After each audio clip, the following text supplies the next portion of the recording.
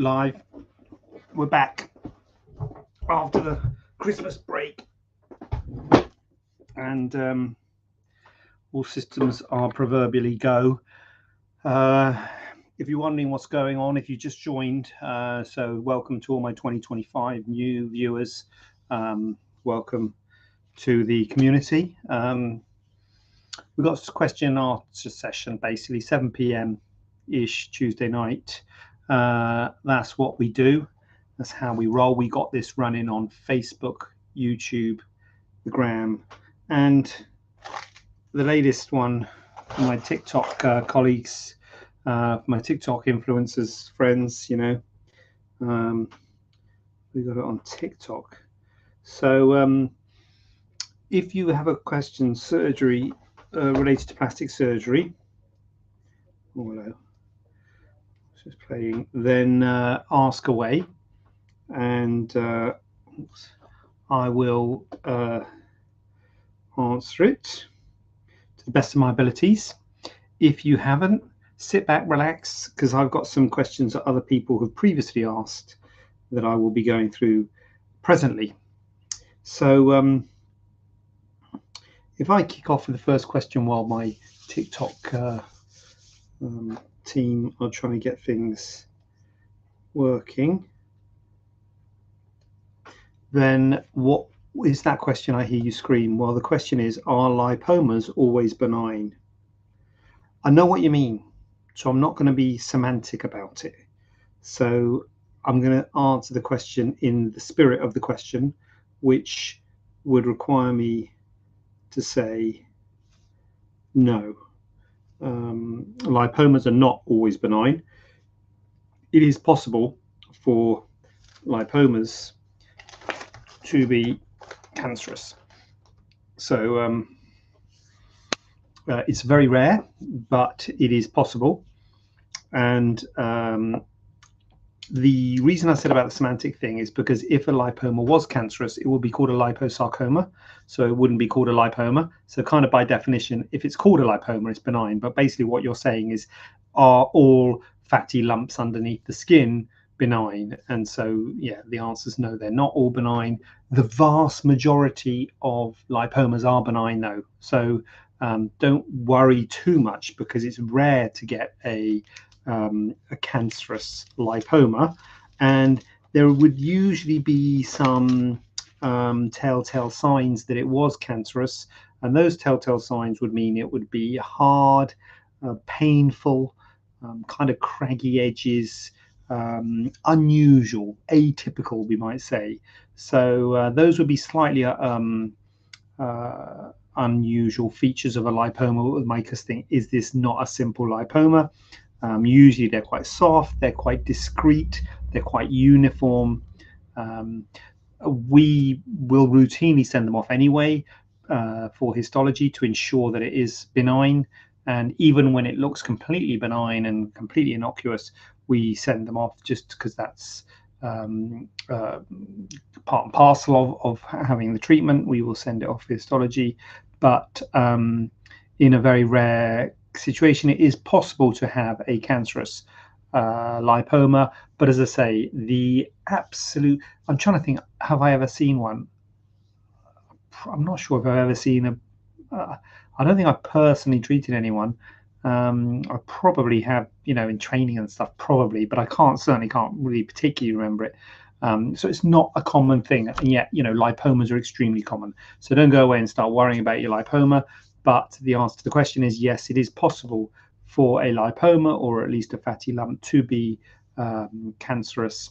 But as I say, if you have a lipoma, or if you have a fatty lump and it doesn't particularly bother you, particularly if you had it investigated, you had a scan and had an examination, what have you, they told you it's a lipoma, it doesn't necessarily need to be removed because you're worried it's cancerous, unless, as I say, there's atypical features. But if there are no atypical features, it's been seen, particularly if it's been scanned, and it doesn't bother you, it doesn't necessarily have to be removed, because it is very unusual for them to become cancerous. And if they do, there are usually signs of them being cancerous, which means they're unusual in some way, which you would think be things like pain and it feeling a bit hard, which is not normally associated with lipomas. I've got a question here. How long after TT until you can lift weights at the gym again? Tama, Farmer, tame of this tummy, tame of this tummy. So the usually the vast majority of tummy tucks in my hands, they I do repair the muscle, bring the muscles together, and that's the thing that's going to limit you probably more than anything I would imagine in terms of lifting weights at the gym, because that's going to be uncomfortable. It's going to make it swell. And potentially, I guess you could do some damage in terms of that muscle repair, but I think the most thing that I would be worried about is it being uncomfortable and swelling, really. So that would be why I would be saying to you, look, take it easy at the gym. Now, first thing I would say is listen to your surgeon. So if I'm your surgeon, listen to me.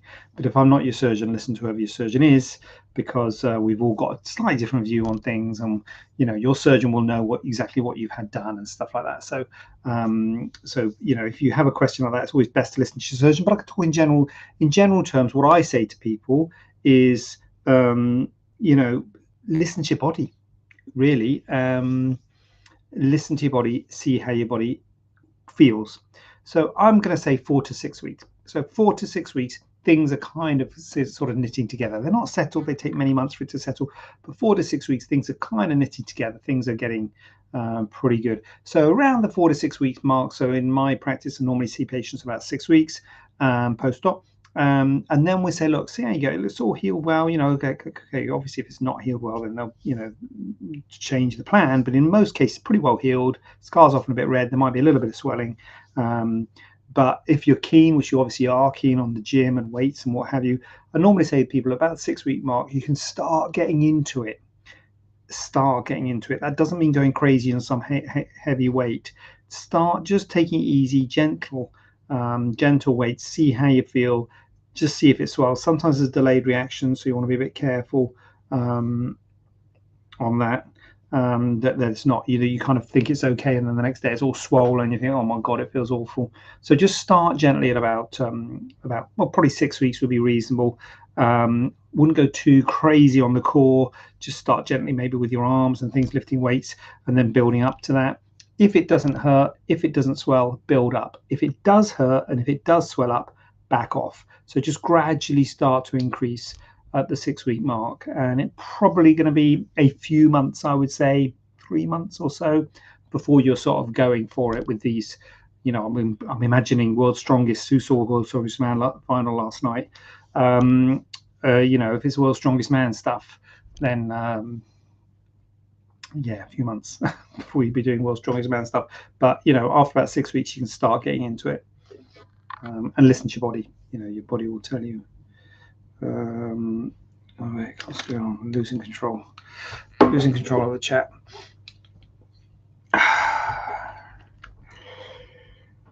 How long, Glenn? Hi JJ. If a scar becomes quite red and raised a few months after surgery but doesn't get worse, does that still mean it's a keloid? One of my scars after my mole removal in April is much more raised than the others, which are all flat, but hasn't got any worse in the last 6 months or so. So what I would say to you, Mia, is what have I done now?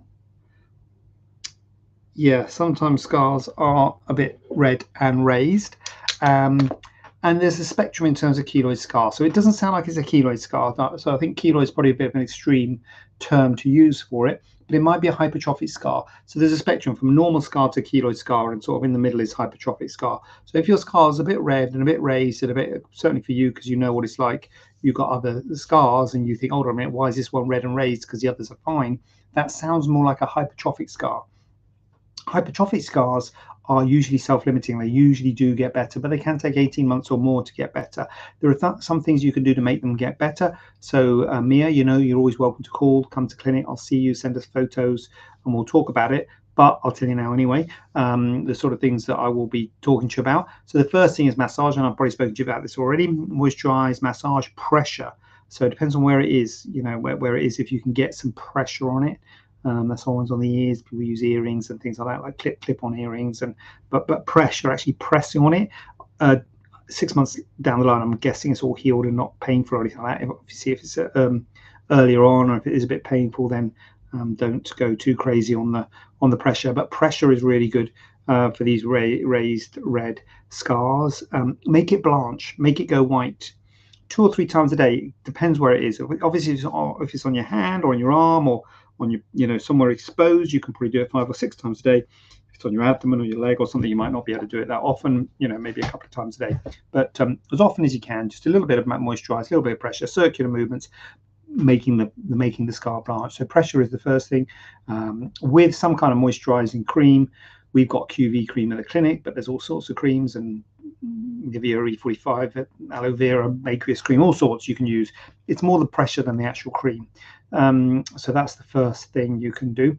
The next thing you can do is silicone. So silicone is helpful for red raised scar. So if you've got a red raised scar at 6 months, that's the sort of scar I would be thinking about using silicone on.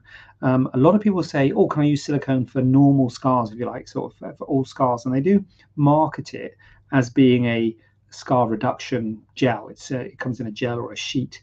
But in my view, it's really good for these sorts of scars, red, raised, abnormal, if you like, scars at 6 months, because you know what a normal scar looks like, and you can see this is not abnormal. This is not normal. It's a bit outside the kind of normal spectrum of scar. It's a bit more red, a bit more raised, not quite as flat and neat as the others. So then silicone really comes into its own. So applying some silicone gel or silicone sheets to the scar.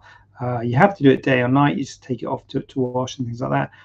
You can't really do silicone and massage, because especially if you use a silicone gel, you'll just sort of rub it off if you massage it. So it's kind of like one or the other.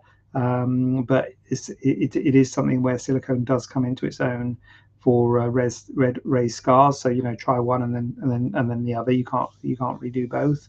And then the next thing to consider is steroid injections. So we actually inject the scar with steroid, something we do at the clinic. Helps dampen down the scar tissue, helps make it a bit less red, less raised. Also, they're often itchy, these hypertrophic scars. The steroid can really help with the itch. So a little bit uncomfortable sometimes, so it's a bit more of a bigger deal, steroid injection, than the massage and the silicone. So it's kind of something you would do once you tried the other two things, but that's kind of like the regime I would be going down. And as I say, a lot of this, the general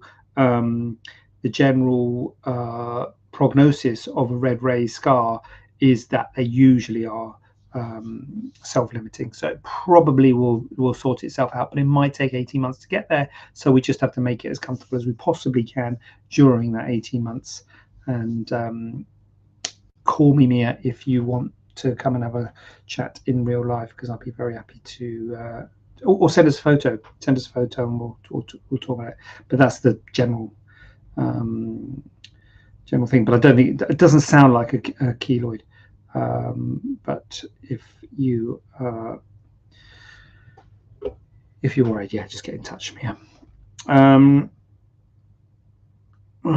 There's lots flashing up on TikTok. Oh, what's going on? Subscription goal. What's that mean?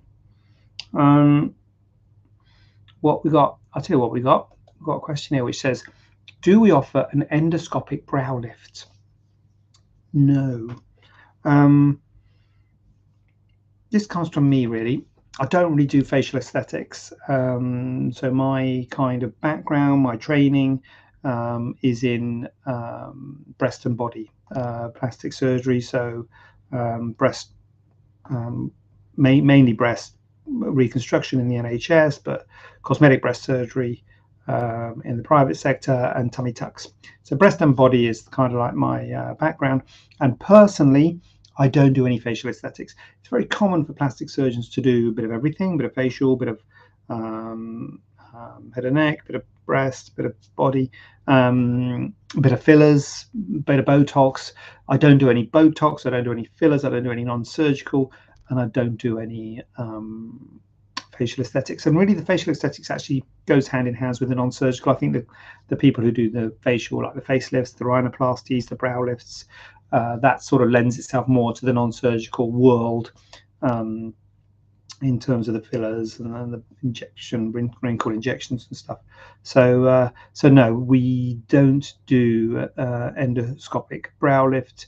As I say, my background is breast and body contouring, but I'm moving towards the minor procedures, the moles, the cysts, the lumps, the bumps, the local anaesthetic cases at the clinic is how I'm moving, but endoscopic brow, don't do it at the clinic, I'm afraid. So no, that's a sort of facial plastic surgeon already. Not for that. Do you offer breast lift with implants, R1 procedure or separate? I'm guessing that should say as one procedure. So yeah, I do it as breast lift with implants as one procedure, aka augmentation mastopexy. So breast lift with implants, I do it as one procedure, and this is for those of you who perhaps haven't researched it or haven't looked into it. If you look into augmentation mastopexy or breast lift with implants, it's just a different name for the same thing. It's something that's not unusual for plastic surgeons to not do in one operation. They'll do it in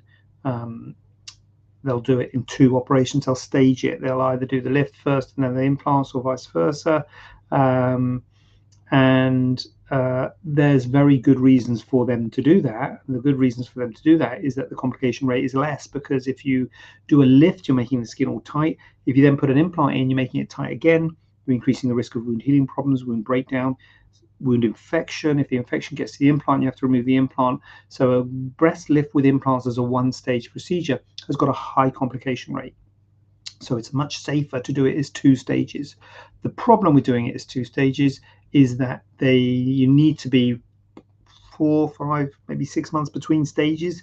So you're looking at a year to sort of get everything sorted out.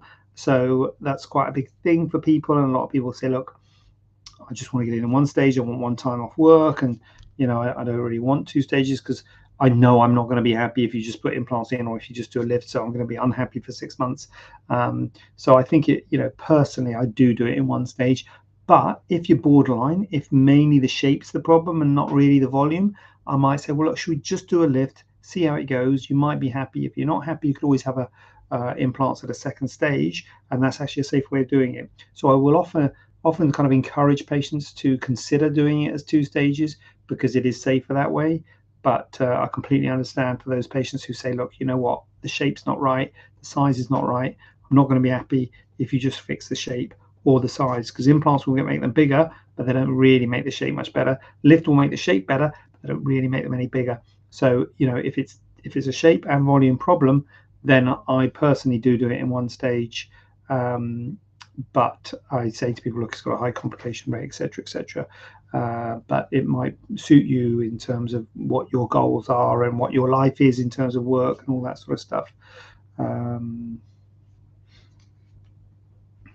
So yeah, I do it in one stage, but many doctors don't. And it's not that they're wrong and I'm right. It's just everyone's got a different view. That's the beauty of plastic surgery. It's everybody. Well, I say beauty. It's a bit of a nightmare, I guess, if you're a patient, because you'll find that there are different opinions amongst plastic surgeons, and someone will say, "Oh, I do it that way. I do it that way," which is the right way. There isn't one. It's just what we've experienced in our lives, kind of thing. There's no one who'll say you must have a one-stage augmentation mastopexy or you must have a two-stage. There's people around the world doing different things, and it's saying, I don't do it that way, I do it this way, and the other guy says, well, I do it this way, you do it that way.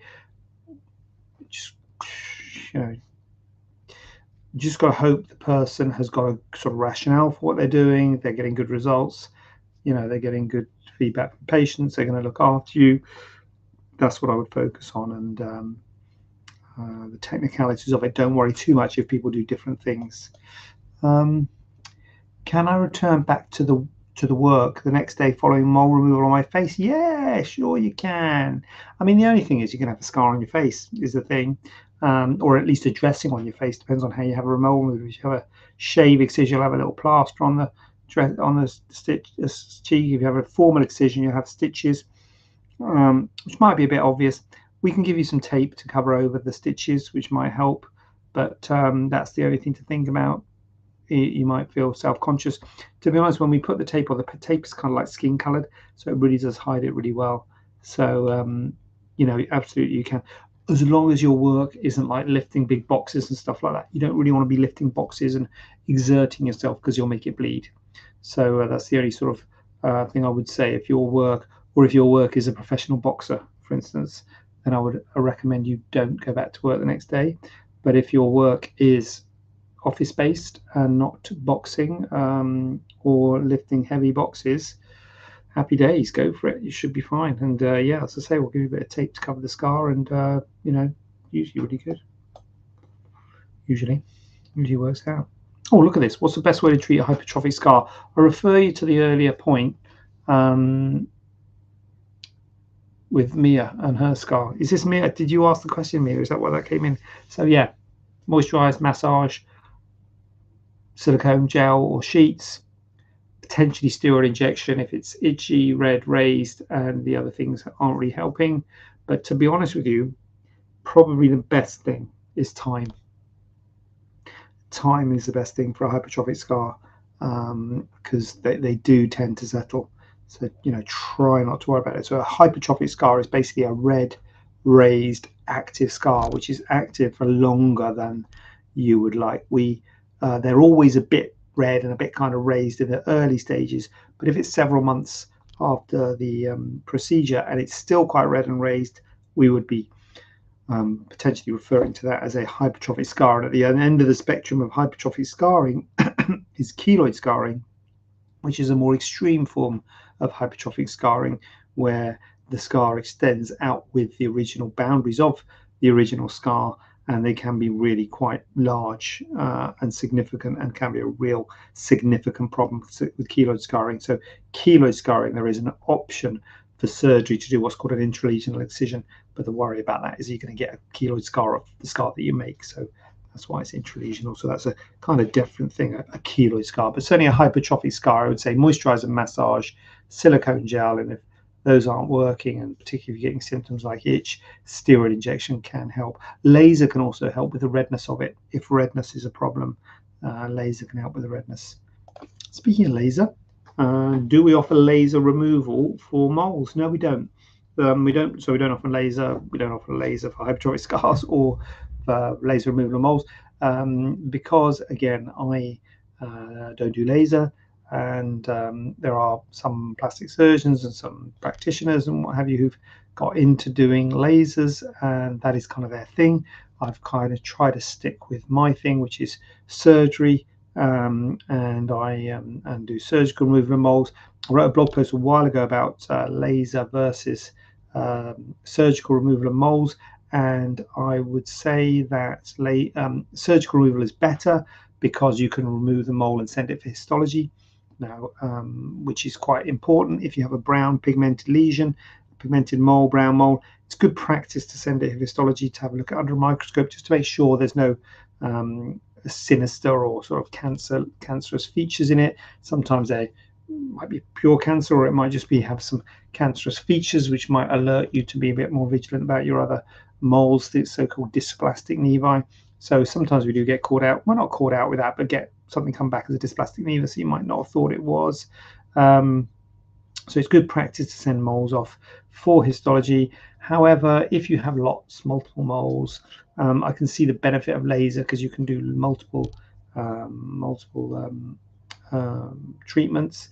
The laser to remove a mole is quite deep in the dermis, and as I say, you can use laser to target a red scar, but a brown mole would probably be a CO2 laser. I'm not a laser guy, so you probably check with a laser guy, but a CO2 laser is an ablative laser, so it's kind of similar to a knife, really. It's kind of removes that piece of skin in the same way a knife does. So people say you get no scar or less scar with a laser.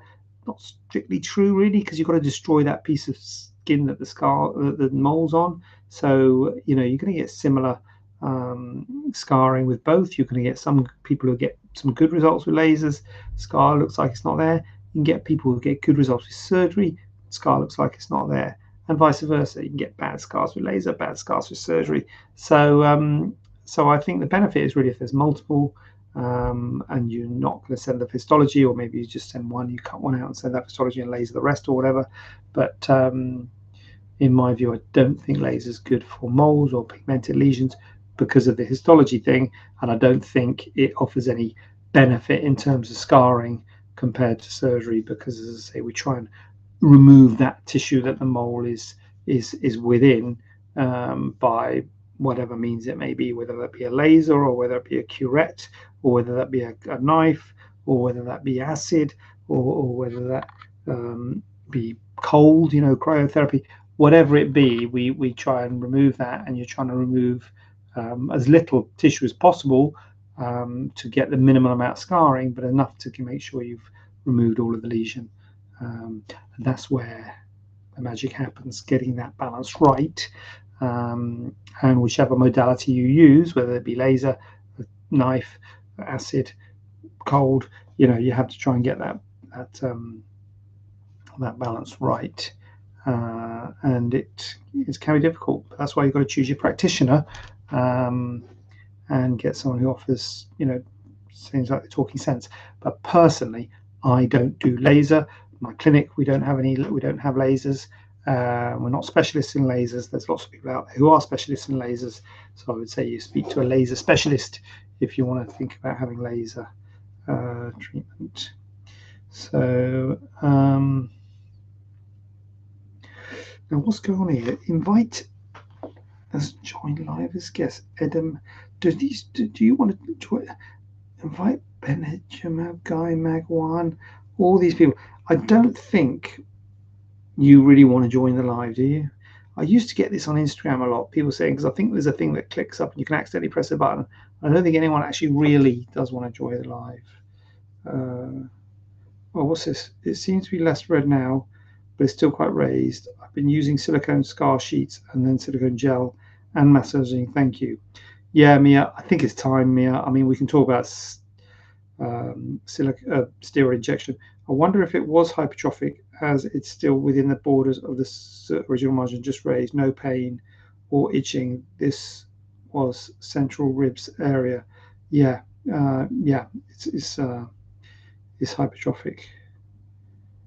It's hypertrophic. Two of the others on my stomach are basically invisible now, so most are healing perfectly. Thanks to yeah. So it's a hypertrophic scar. Yeah. So yeah, as I say, it sounds like you're doing all the right things. You're doing the silicone. You're doing the massage. If I guess the next thing would be steroid injections. Will be the next thing, but you've got to inject the steroid into the scar if you're going to do steroid injection. So in a way, the scar has to be kind of quite lumpy. So if the scar's not very lumpy, it's hard to get the steroid into the scar, and you might kind of miss.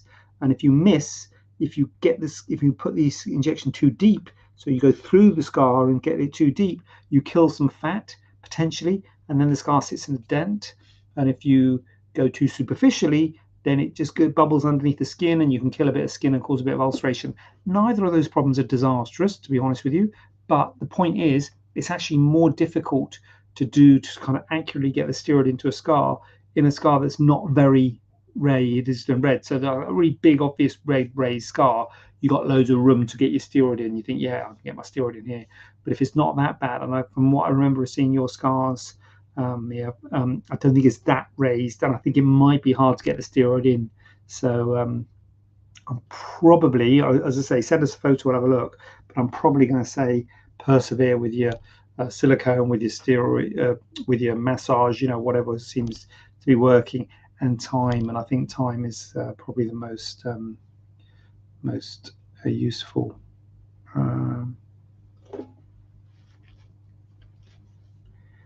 Modality.